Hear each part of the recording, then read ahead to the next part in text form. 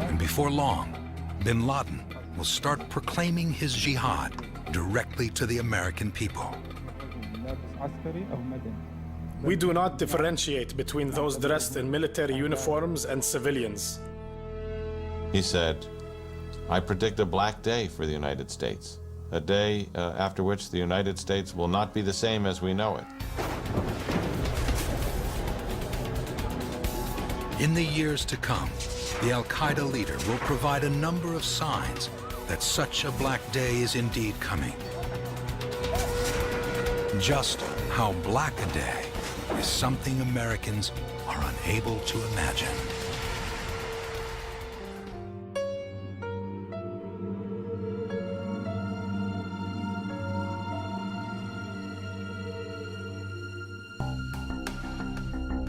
(1997).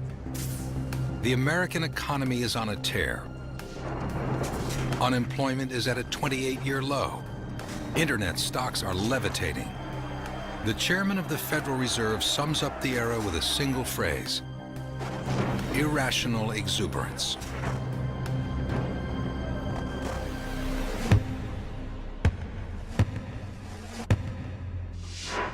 Afghanistan. The CIA begins to gather intelligence about the day-to-day movements of Al-Qaeda leader Osama bin Laden. The analysts are working up an ambush plan. They want to capture but not kill bin Laden. The goal is to bring him to trial for a series of crimes. It's a list that includes the training of militiamen who shot down 2 American helicopters and killed 18 Army Rangers in Somalia. The 1993 attack became known as Black Hawk Down. But bin Laden has begun to take evasive action. He moves frequently around Afghanistan, inspecting his many terror training camps. Then he returns to a place called Tarnak Farms near Kandahar, where he lives with 3 of his 4 wives and several of his children. In some ways, his routine is like that of a businessman with a daily commute. He'd grab his lunchbox in the morning, go to Kandahar and see how his businesses were doing and talk to the Taliban leaders, and then come home at night. In the spring of 1998, the CIA plan to snatch bin Laden moves forward with the tacit approval of the White House. May 20th, the CIA runs a full rehearsal with its local allies, Afghan militiamen opposed to bin Laden and the Taliban. The plan is for the militiamen to capture bin Laden and take him to a desert landing zone. From there, the Al-Qaeda leader would be flown out of the country. That very same week, inside a tent in a remote compound in southern Afghanistan, Osama bin Laden tapes an interview with ABC News correspondent John Miller. With the tape rolling, he declares war on the United States. We do not differentiate between those dressed in military uniforms and civilians. They're all targets in this fatwa. Before agreeing to the interview, bin Laden insisted on knowing what questions he'll be asked and whether the program would be broadcast in prime time. It was his coming out party as a terrorist leader. He needed to introduce himself to the United States through an American news medium. Bin Laden's message is crystal clear. He demands that U.S. troops leave Saudi Arabia, where they have been stationed since the 1991 Gulf War. If not, he threatens more attacks like the 1993 truck bombing of the World Trade Center, masterminded by Pakistani Ramzi Youssef. We anticipate a black future for America. If the present injustice continues, it will inevitably move the battle to American soil, just as Ramzi Youssef and others have done. Bin Laden said many things that at the time, I have to say, sounded a little hyperbolic and unlikely. He declared war on the United States. Yeah, you and what army? At the CIA office in Islamabad, Pakistan, agents are awaiting word from Washington to go ahead with the plan to seize bin Laden. Then, At the last minute, a satellite photo of bin Laden's compound reveals a problem. There's a story that there was a swing set there. And they said, well, look, there's children there, and children will die probably if there's a gunfight, and there inevitably will be one, because there's no way they're going to get in, get bin Laden, and get him out in silence. American authorities are not prepared to risk that civilians, including children, might be killed. The U.S. scrubs the mission.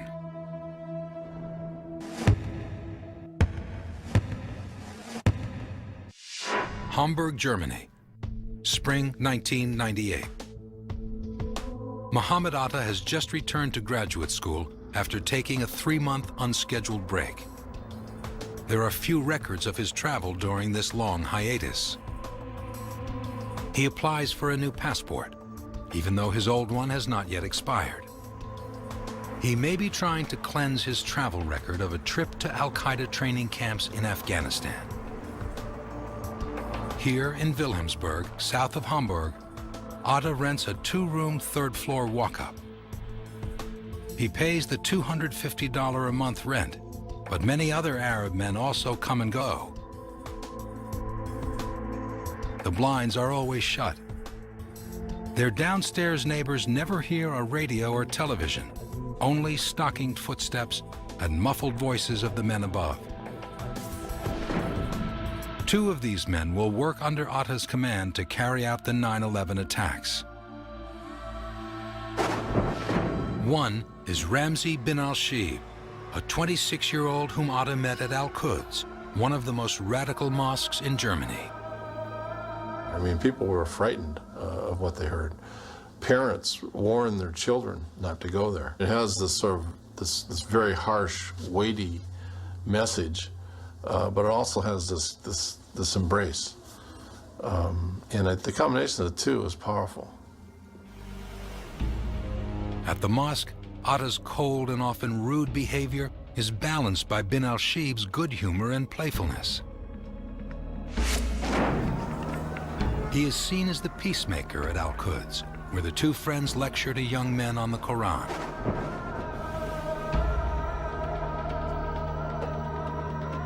Another young member of the mosque is this man, 20-year-old Marwan al-Shehi. Shehi grew up in a rural part of the United Arab Emirates, where his father was a prayer leader at the neighborhood mosque. He is a born storyteller. Shehi's engaging personality, as well as his knowledge of Islam and the Quran, draw the others toward him. The 3 men gather to pray. It is Shehi who leads Atta and bin al-Shib to embrace the radical Islamic interpretation of jihad, a process that ultimately convinces them to become martyrs in a suicide mission. Shehi knows that jihad is the answer. Shehi seemed to arrive at a time and with a force of personality that was, I think, crucial. He might have been the thing that was needed to take away the fear and the mystery of it, I think. A 4th man joins the group later that year. At the Al-Quds Mosque, bin al-Shib befriends this man, Ziad Jarrah, a 23-year-old Lebanese engineering student. Jarrah is enrolled in an aircraft technology course here at the University of Applied Sciences. It's 10 miles from where Muhammad Atta is studying urban planning. In the 1980s, Jarrah attended private Christian schools back home in Beirut, Lebanon, and enjoyed the trappings of a westernized middle-class existence. Handsome and fun-loving, he squired girlfriends around in his father's Mercedes. In Germany, Jarrah maintains a relationship with an attractive dental student named Aysel Senguin, the daughter of Turkish immigrants. They are close, despite their different personalities. She is outgoing and independent, while he becomes increasingly private and quiet. Aysel and Jarrah frequently quarrel, separate, and then reconcile. Aysel is hectoring him. She doesn't know where he is. She can't go. She tried to call him last night. He wasn't home. And with her, she knew it wasn't another woman, that it was the mosque. It was the boys from the mosque.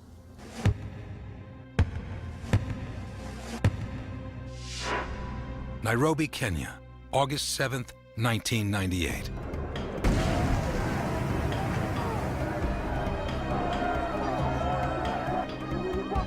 Osama bin Laden makes good on his threats. It's been less than 2 months since his televised declaration of war on the U.S. A bomb-laden truck explodes outside the American embassy, tearing the facade off the building. 5 minutes later, a second blast nearly levels the U.S. Embassy in Dar es Salaam, Tanzania. The twin attacks kill more than 200 people, including 12 Americans. Many of the victims are Muslims.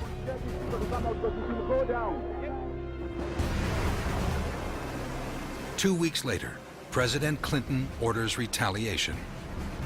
Today, I ordered our armed forces to strike at terrorist-related facilities in Afghanistan and Sudan. The U.S. unleashes scores of Tomahawk cruise missiles against targets in Sudan and Afghanistan, including a pharmaceutical plant in Khartoum, Sudan, that was allegedly producing chemicals used to make nerve gas. Some Americans, however, view the military strikes as a way for the president to divert attention from another crisis, a sex scandal involving Clinton and a White House intern named Monica Lewinsky.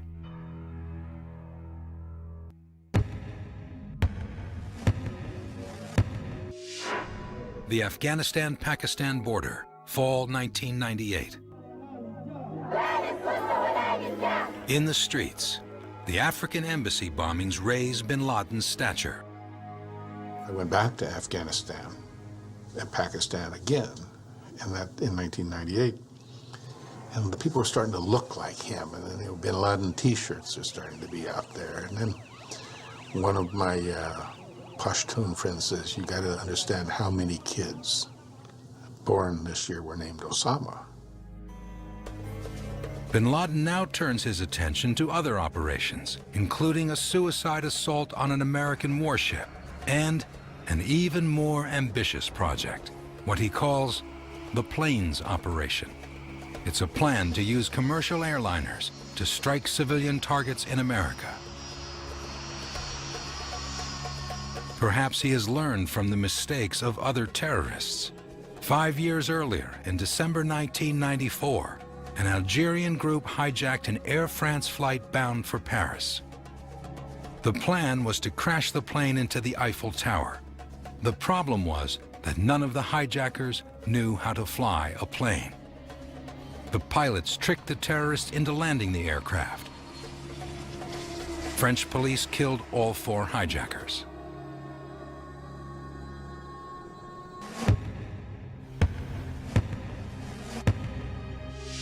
Washington, D.C., December 4th, 1998. Bill Clinton's presidential daily brief includes a warning. Al-Qaeda is planning to hijack a jetliner. The purpose? To force the release of the blind sheikh Omar Abdel-Rahman and Ramzi Youssef. Both men are serving life terms in U.S. prisons. The blind sheikh for a plot to blow up New York bridges and tunnels. Ramzi Youssef for the 1993 World Trade Center bombing. To address the warning, White House counterterrorism officials place New York airports under maximum security. There are no attacks. On January 31st, 1999, the alert is lifted. Clinton now authorizes lethal force in the pursuit of bin Laden. In Hamburg, bin Laden's declaration of war on the U.S. has a profound effect on Mohammed Atta and his group of radical friends. That winter, 3 of them move into this apartment at Marienstrasse 54. They call it Dar al-Ansar, or the House of Followers. Within a year, all 4 men travel to bin Laden's headquarters in Kandahar, Afghanistan. There, they come face to face with the man who will turn their passion for jihad into a bloody reality.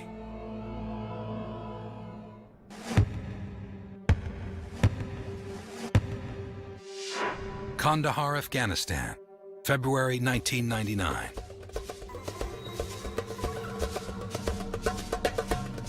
Osama bin Laden is on vacation, enjoying a few weeks of falcon hunting in the desert.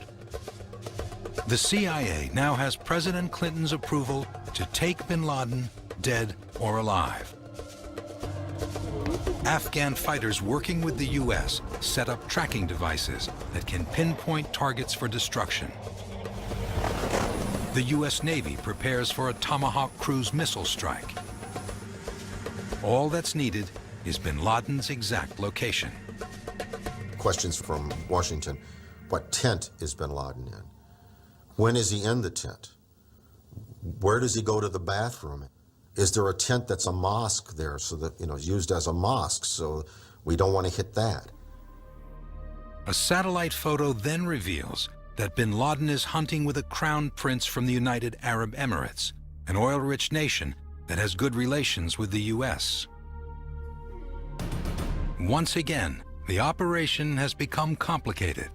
CIA and military commanders now estimate as many as 200 to 300 civilian casualties. Against William Jefferson Clinton. Adding to the confusion, President Clinton has been impeached on charges of perjury and obstruction of justice. The U.S. Senate is set to vote within days on whether to remove him from office. All persons are commanded to keep silent. Despite all that, Clinton and his advisors must focus on another dilemma. Should they risk killing civilians and damaging relations with a friendly Arab nation in order to kill a terrorist few Americans have heard of? Once again, U.S. authorities decide to cancel military action against bin Laden. I wrote back saying, we really missed an opportunity here. And it would be unfortunate if some senior princes of the UAE were killed, but they knew who bin Laden was. It wasn't like bin Laden was some mystery guest. They decided not to shoot because it might have killed the Arab prince. Well, the world is lousy with Arab princes. And, Sister Mary used to say, you're known by the company you keep. Bin Laden leaves the compound 2 days later. And he hereby is acquitted of the charges in the said articles. That same day, February 12, 1999, the Senate acquits President Clinton. Bin Laden now moves ahead with the planes operation. It's part of his strategy to provoke a U.S. invasion of Afghanistan. An American attack he predicts would unite the forces of jihad against the Great Satan. A replay of the war with the Soviets. From his cave headquarters in Tora Bora, bin Laden had revealed his grand scheme to the editor of a London-based Arabic newspaper. He told me that. He said, it is extremely difficult to go and fight the Americans on their own turf. If I succeed to bring them in and fight them in my home ground, I will succeed. I will defeat them. To execute the planes operation, bin Laden needs trustworthy men who accept radical Islam's glorification of death. Men willing to martyr themselves for the glory of Allah. Al-Qaeda's attack was to inspire and instigate, to show the way as a trendsetter, as a pioneer. The Western reaction would certainly arouse the Arab world to anger and probably result in the revival of the fortunes of Al-Qaeda in Afghanistan or elsewhere. Bin Laden is poised to add a chilling new chapter to the history of terrorism. It will be a war with no uniforms, no front lines, and no mercy.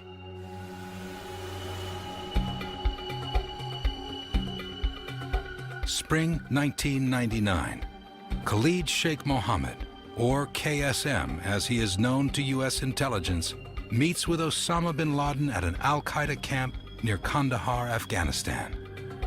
The two men have never been close, but bin Laden's growing commitment to the planes operation convinces KSM to abandon his freelance status and formally join al-Qaeda.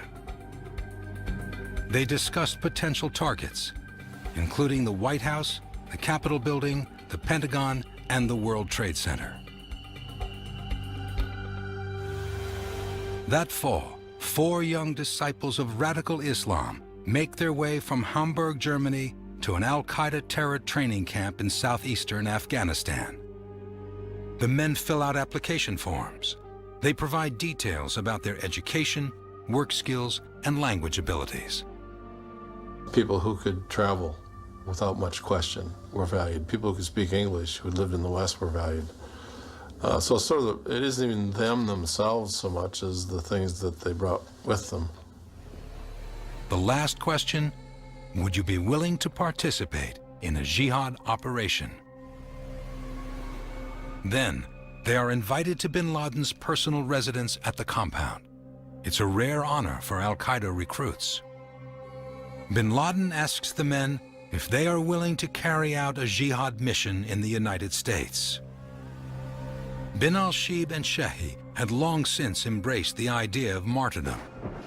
But Atta has been considering returning to Egypt to care for his ailing mother, and Jarrah has just married his Turkish girlfriend. Nevertheless, all 4 accept taking an oath of fealty to bin Laden. They all knew before they left Kandahar that they were going to die for Allah. How? They don't know. Where? They don't know.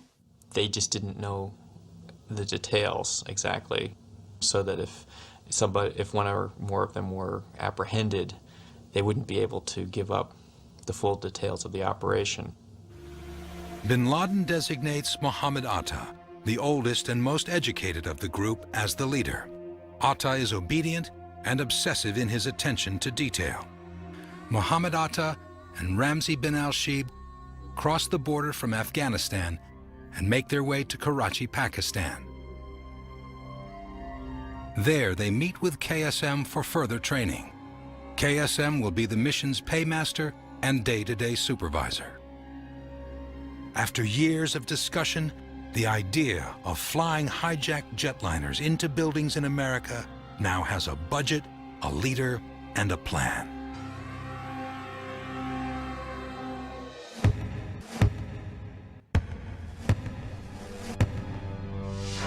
Hamburg, Germany, spring 2000. 4 young men chosen by bin Laden for a suicide mission in America have reported their passports stolen. They receive new ones with no record of their trips to Afghanistan. With the clean documents, 3 of them, Mohammed Atta, Marwan al-Shehi, and Ziad Jarrah, apply for and receive U.S. visas. But the U.S. denies a visa to the 4th man, Ramzi bin al-Shib, because he's viewed as someone who may try to immigrate to America. Osama bin Laden searches his Afghan training camps for a replacement. He picks this man, Hani Hanjour, a 29-year-old Saudi who is already licensed in the U.S. as a commercial pilot. Hanjour will now return to the U.S. and train on jumbo jet simulators.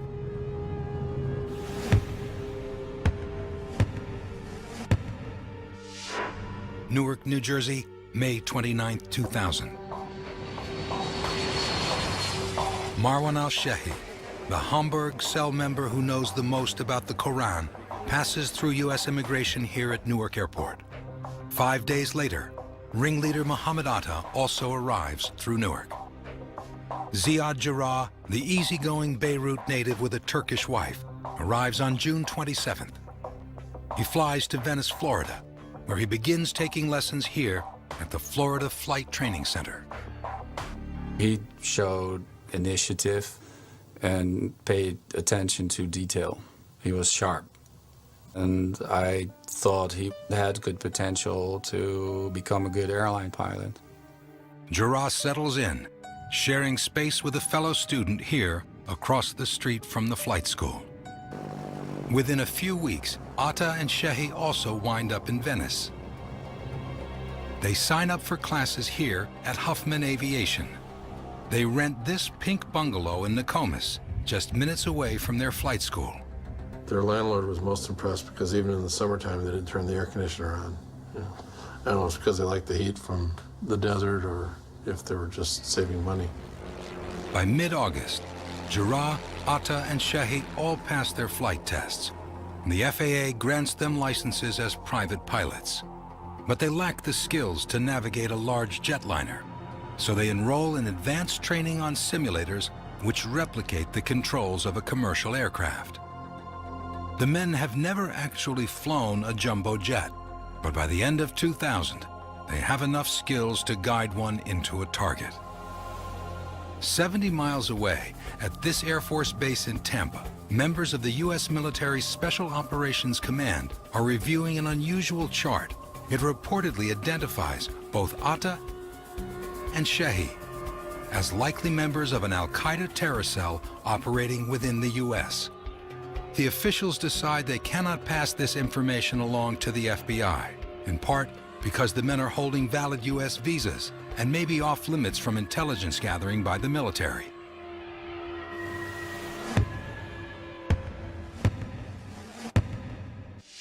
Kandahar, Afghanistan. Bin Laden is busy searching his training camps for more volunteers. He's decided to strike at least 4 prominent targets in the U.S. Khalid Sheikh Mohammed, who is managing the plot for Bin Laden, decides that he needs teams of at least 5 hijackers to take over each airplane. Besides a pilot, the team includes so-called muscle hijackers to overpower the crew and passengers. Most of them were drawn from, according to Khalid Sheikh Mohammed, he told me, what is called Department of Martyrs in Kandahar at the time. Many people who came from Yemen, from the Sudan, from Saudi, who wanted to die for Allah. They are very simple thinking kind of people. These men receive special training for their sole responsibility: storming the cockpit, seizing control of the aircraft. They practice bodybuilding and hand-to-hand combat. They learn basic English words and common phrases. They trim their hair and beards. And they are taught to blend into and steel themselves against the corrupting influence of the West. To prepare themselves to kill people on the airplanes, the men practice slitting the throats of camels. Some make these martyrdom videos. After their deaths, these messages will be combined with footage of the devastation they have created and find their way into al-Qaeda recruitment tapes. We'll send a bloodied message to Americans by attacking them in the heartland. I am writing this with my full conscience, and I am writing this with expectation of the end.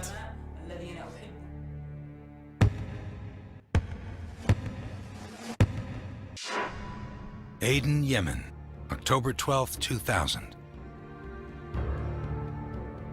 The USS Cole, a guided missile destroyer, is anchored in the harbor. 11:15 a.m. A small fiberglass supply boat approaches the American warship. The 2 men aboard the craft smile and wave at the sailors on watch. The sailors wave back. Then, several hundred pounds of C4 explosives hidden under a tarp detonate. The blast shreds a 40 by 40 foot section of the Cole's hull and almost sinks the ship. 17 crewmen are killed, 40 more injured. The suicide bombers are obliterated. Investigators recover only a few of their teeth. We will find out who was responsible and hold them accountable.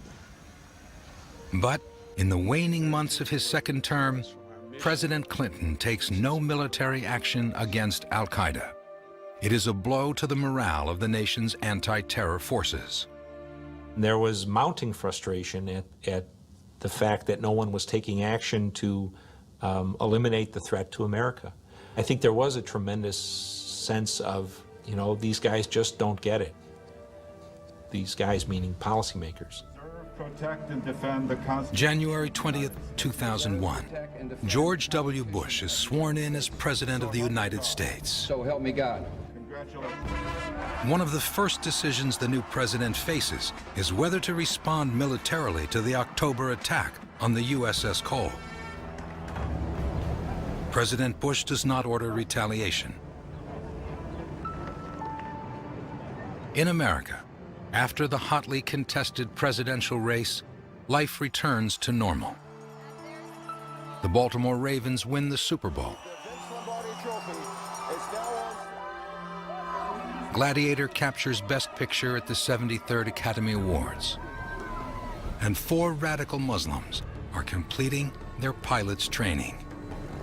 In the months to come, the men will turn their attention from learning how to gain control of commercial airliners to the task of breaching airport security.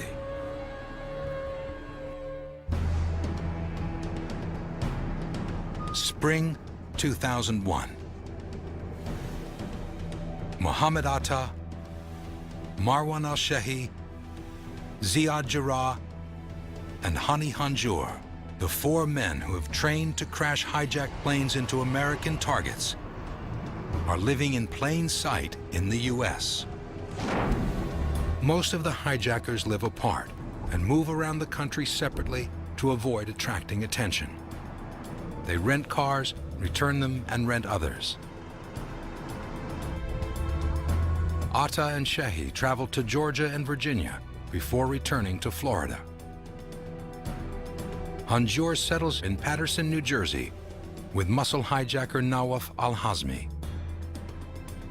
They change apartments every month, mostly furnished rooms in seedy neighborhoods on the fringes of suburbia.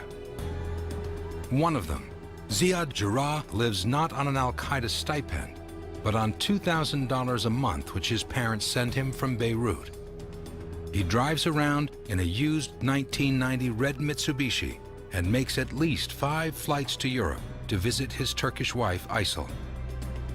There is constant friction between Jarrah and the leader of the group, Mohammed Atta. The more easygoing Jarrah chafes under Atta's stern authority.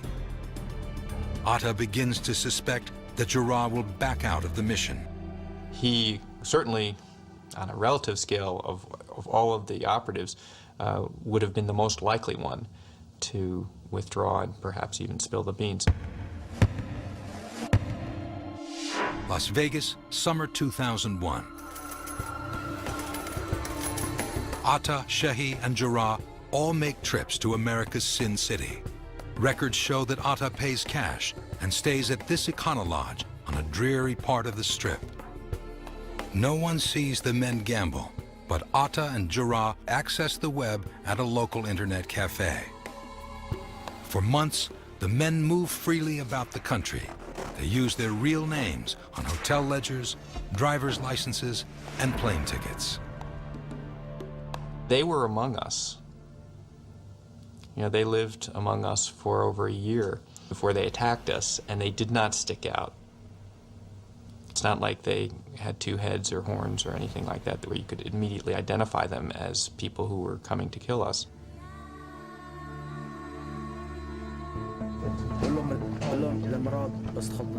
By this point in the summer of 2001, American intelligence agencies are detecting increased communication, what they call chatter, from terrorist organizations. For example, they learn that Khalid Sheikh Mohammed is, quote, interested in sending terrorists to the United States. But they have been looking for KSM for almost 5 years and still don't know where to find him. They also intercept at least 33 communications indicating a possible imminent terrorist attack. One message says, unbelievable news coming in weeks. Another says, a big event. There will be a very, very, very, very big uproar. The FAA briefs some of the nation's largest airports, including New Jersey's Newark, Washington Dulles, and Boston Logan. The briefings describe the increasing threats from bin Laden and the possibility of hijackings. Before the summer is over, the FAA will receive 52 specific warnings about bin Laden or Al-Qaeda. 5 mention hijacking. 2 indicate possible suicide attacks. Even as the chatter increases, the FAA's own undercover security experts, known as the Red Team, learn that airport procedures are unlikely to stop a potential hijacker. They find that they can easily get weapons past airport checkpoints. Every area of security we tested was a gaping hole of security. None of it worked the way FAA advertised it. We literally got through security roughly 90% of the time with very little problem. According to Red Team members, the FAA does not address the problem. Instead, they say, FAA officials suppress their findings and even prevent the teams from retesting airports that perform poorly. By early July, all 15 of the so-called muscle hijackers are in the U.S. Ringleader Mohammed Atta has personally greeted most of them as they arrive at the airports. The men are young, all under 30, but not physically imposing.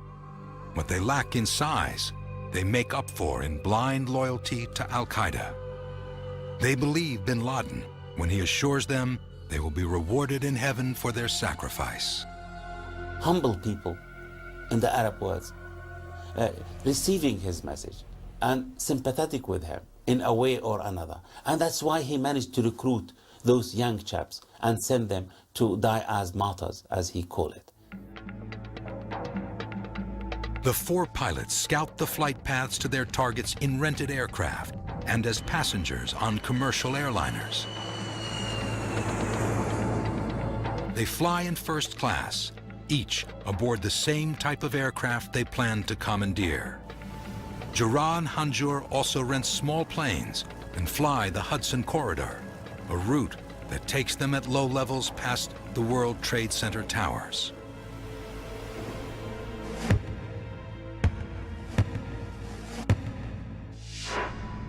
Costa Dorada, Spain, July 2001. Mohammed Atta travels to this seaside village where he cloisters with Ramzi bin al-Shibh. Bin al-Shibh, who was denied a U.S. visa, is now acting as bin Laden's messenger to the hijackers. At the meeting, he tells Atta that bin Laden wants to launch the attack immediately. And Atta, at that time, according to bin al-Shibh, expressed some doubt about whether the White House would be as easily attacked as something like the Capitol, which is a much larger structure. Atta says he needs to delay the operation for 5 or 6 weeks. He's worried that he doesn't have enough time to train the muscle hijackers. Atta also needs to organize 4 teams with separate itineraries into what he hopes will be a single cataclysmic event. But bin al-Shibh gives Atta a clear message. Bin Laden fears the U.S. might uncover the scheme. He wants the operation carried out as soon as possible.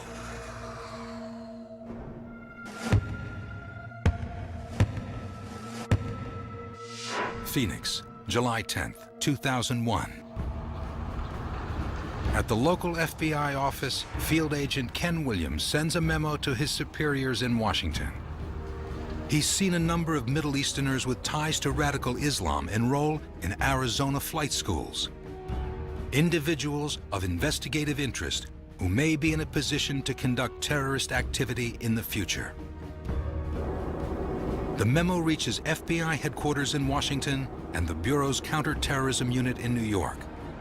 The report doesn't reach the Bureau's upper echelons until after September 11th, and lower-level FBI staff does not act on the information. Should we have stopped all counterterrorism investigations and taken and interviewed the thousands of flight students in Phoenix? I mean, I don't know. We didn't have the resources or the personnel to do that. Mohammed Atta books tickets with specific seat assignments on cross-country commercial flights out of Boston and Newark. The team leaders go from training their crews to rehearsing the precise steps necessary to take over a jetliner. Atta's plan is to smuggle simple weapons aboard the aircraft, including utility knives with small retractable blades. The hijackers sit in a carefully thought-out pattern. The muscle hijackers will be here in first class near the front of the cabin. The pilot hijacker will be a few rows back, and the last member of the team behind him. They refine the plan by studying routine in-flight operations. When the flight attendants begin coffee service, when the seatbelt sign is turned off, whether the cockpit doors are locked. The plan is for the men in front to storm the cockpit and kill the flight crew, allowing the pilot hijacker to take control. They will then slit the throat of at least one passenger or crew member and leave that person bleeding to death in the aisle. This, they hope, will neutralize any threat from the passengers.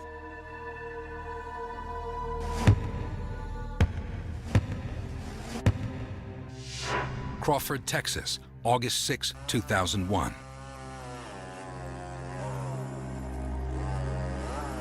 President Bush is on vacation at his ranch, where he gets his daily briefing from the CIA. It's titled, Bin Laden Determined to Strike in U.S. The two-page memo states, FBI information indicates patterns of suspicious activity in this country, consistent with preparations for hijackings or other types of attacks. The White House believes there is no new threat information in the briefing to pursue. Mohammed Atta now begins to consider dates for the attack. In order to create maximum chaos in Washington, Atta wants to wait until Congress is back from its summer recess. August 29, 2001. As he will later tell a reporter, Ramzi bin al-Shibh is asleep at his home in Hamburg when he receives an early morning phone call. On the other end of the line, Mohammed Atta delivers a cryptic message, quote, 2 sticks, a dash, and a cake with a stick down. The 2 sticks is the number 11, the dash is the dash, and the cake with the stick down is the number 9. And that was the 0 hour. 9/11, September 11th. Bin al-Shibh will later claim he personally relays the message to Osama bin Laden. His teams are now in place, ready to make their attack on America.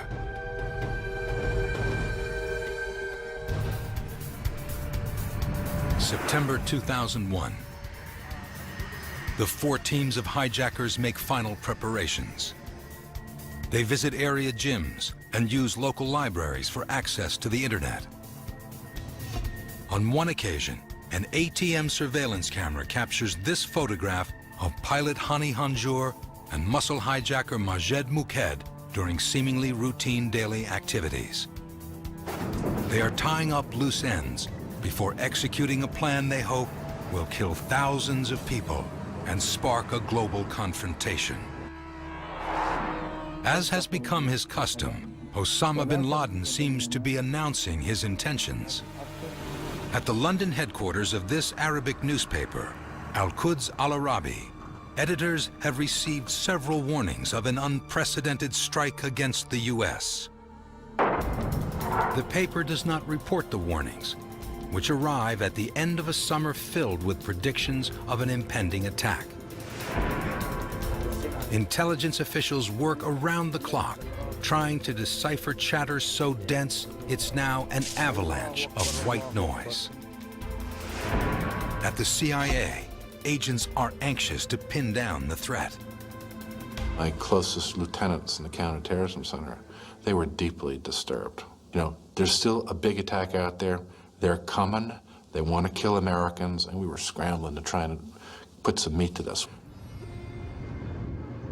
But some people in America seem to have better sources of information.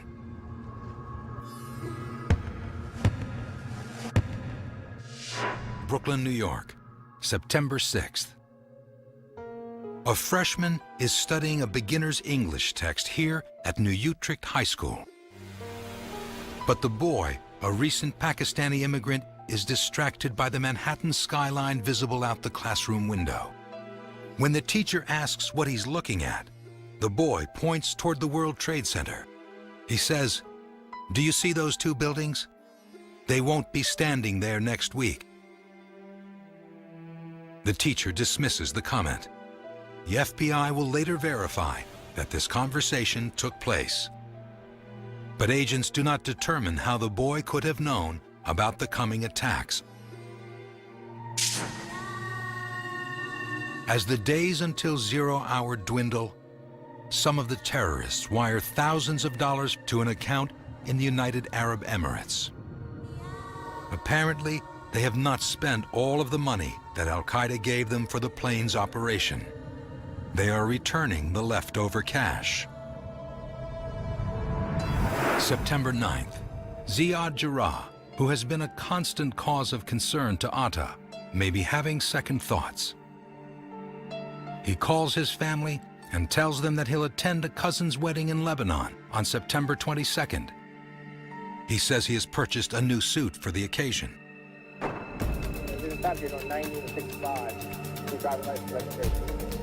At 12:05 a.m., Jarrah is driving 90 miles an hour when police here in Pikesville, Maryland stop him. It's a 65-mile-per-hour zone. He politely answers the officer's questions. Still live in Springfield on Quicksilver Drive? Still live on Quicksilver Drive? Okay, I'm right with you. Jarrah then signs the $270 ticket and drives off.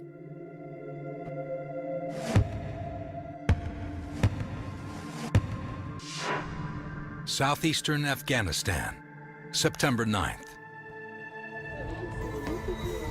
From his Tarnak Farms compound, bin Laden prepares for the battle that 9/11 will provoke. 350 miles away, General Ahmed Shah Massoud is at his headquarters in northern Afghanistan. The general is a legendary Mujahideen commander and a threat to Osama bin Laden's power. He is leader of the Northern Alliance, an Afghan coalition opposed to the Taliban and Al-Qaeda. Massoud is preparing for an interview with two men who claim to be Moroccan TV reporters. The two men are, in fact, Al-Qaeda agents. Their camera is a cleverly disguised bomb. One of the agents detonates the bomb, killing Massoud and himself. The next day, with Massoud dead, Taliban forces, in conjunction with Al-Qaeda, launch an attack on the Northern Alliance. September 10th. This is 1010 Wins. You give us 22 minutes, we'll give you the world. Good morning. It's 73 degrees at 12 o'clock on this Monday, September 10th. I'm Brian Carey, and here... A bright, cloudless day on the eastern seaboard. New Yorkers ready themselves for a mayoral primary. Several candidates vie for the opportunity to replace the outgoing mayor Rudy Giuliani. At the White House, President Bush and Australia's Prime Minister John Howard greet reporters outside the Oval Office. The head of the FBI's Counterterrorism Office receives word that the Justice Department has rejected his requests to boost his budget.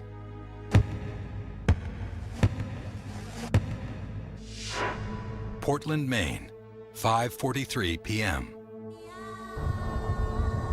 Mohammed Atta, the Egyptian graduate student in charge of the plane's operation, and muscle hijacker Abdul Aziz Al-Omari check into this Comfort Inn. They get cash at this ATM and stop at this gas station.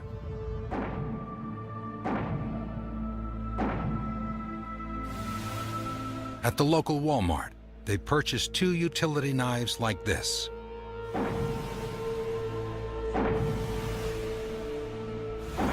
Atta's team is booked on American Flight 11 the next morning from Boston to Los Angeles.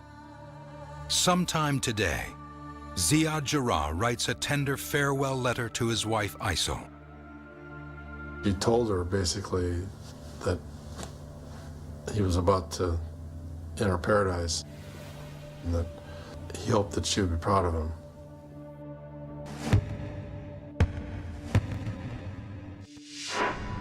Boston. Pilot Marwan El-Shehi and 2 members of his team stay at this hotel. One of them calls an escort service and asks what it would cost to have a prostitute sent to one of their rooms. The $400 price tag is apparently too high for them. Muscle hijackers and brothers, Hamza and Ahmed Al-Hamdi, check into this day's hotel in the city's Brighton neighborhood. Hamza orders a pornographic movie on the in-house video system. Shehi's team holds 5 tickets on United's morning flight 175 from Boston to Los Angeles.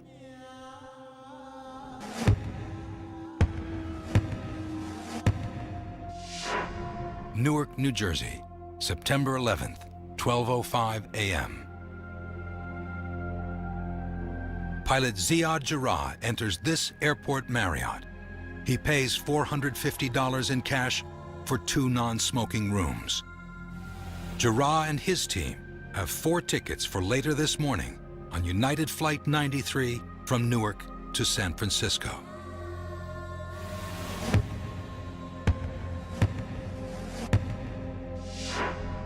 Herndon, Virginia. Pilot Hani Hanjour is with his team in a hotel close to Washington Dulles Airport.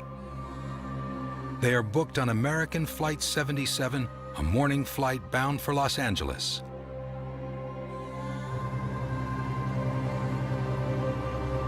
All 19 of the hijackers are now in their hotel rooms. Some have trained to fly huge jets. Others only to kill with a small blade.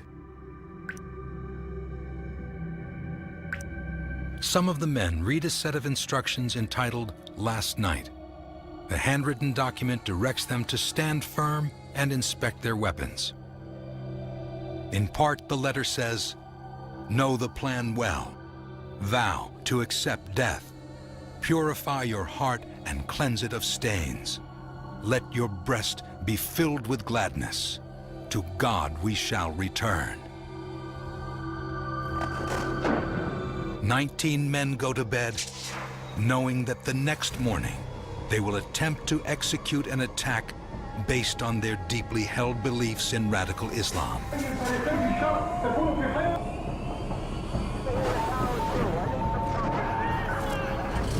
It's a plan that grew from a casual conversation between childhood friends and was nurtured by Osama bin Laden.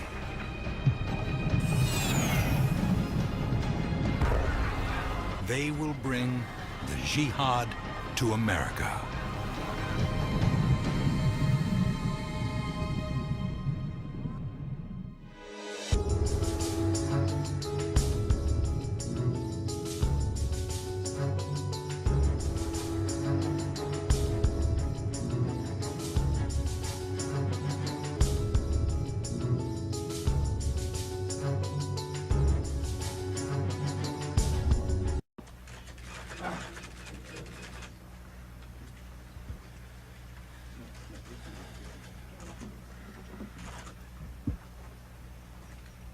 Freedom itself was attacked this morning by a faceless coward,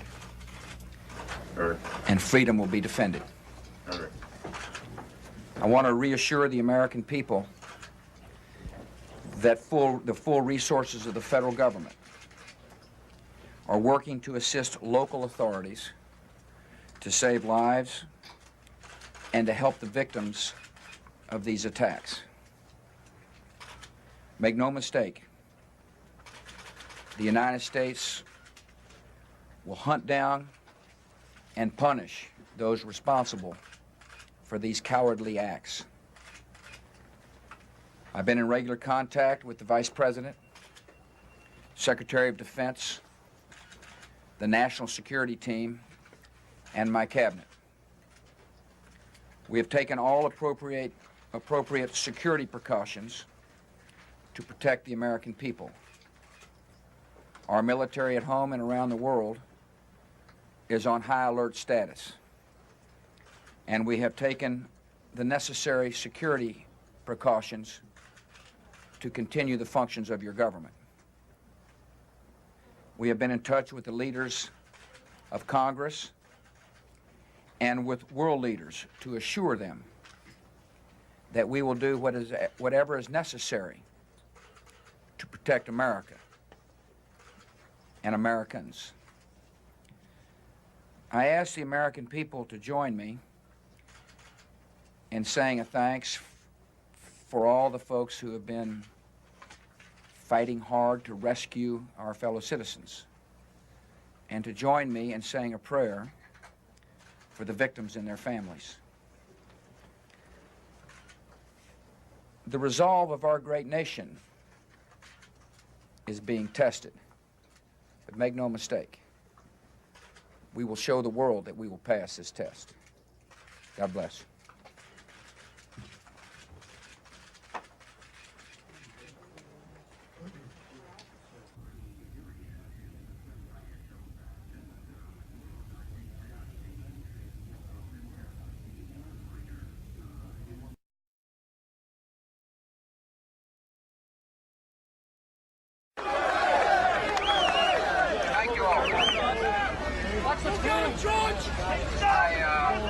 I want you all to know,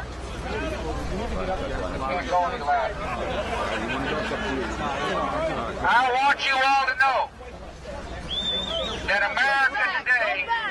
America today is on bended knee in prayer for the people whose lives were lost here, for the workers who work here, for the families who mourn. This nation stands with the good people of New York City and New Jersey and Connecticut as we mourn the loss of thousands of our citizens. I can hear you.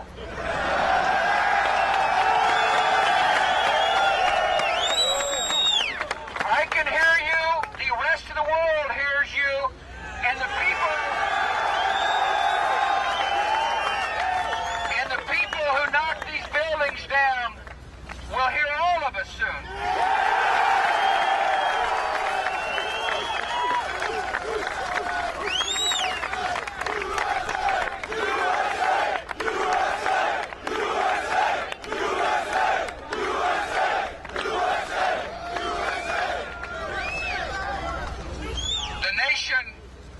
The nation sends its love and compassion to everybody who is here. Thank you for your hard work. Thank you for making the nation proud. And may God bless America.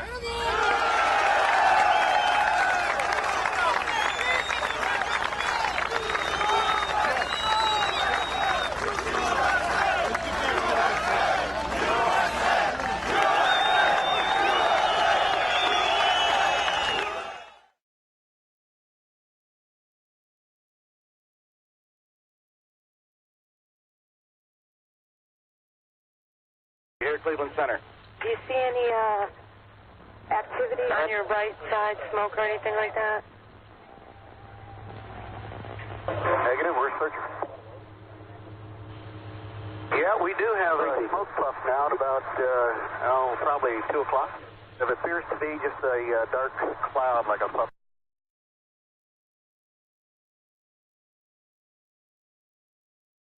I am calling on every honest and vigilant Muslim in the countries of the Zionist Crusader Alliance in general, and America, Britain, and Israel in particular, to prepare to play his due role in responding to and repelling the aggression of the enemies of Islam. In a new web video, the American-born spokesman for al-Qaeda calls on Muslims serving in the U.S. military to emulate the actions of Major Nidal Hassan. The Mujahid brother, Nidal Hassan, is a pioneer, a trailblazer, and a role model who has opened a door, lit a path, and shown the way forward for every Muslim who finds himself among the unbelievers. Hassan is charged with killing 13 people at Fort Hood in November. I believe that defiant brother Nidal is the ideal role model for every repentant Muslim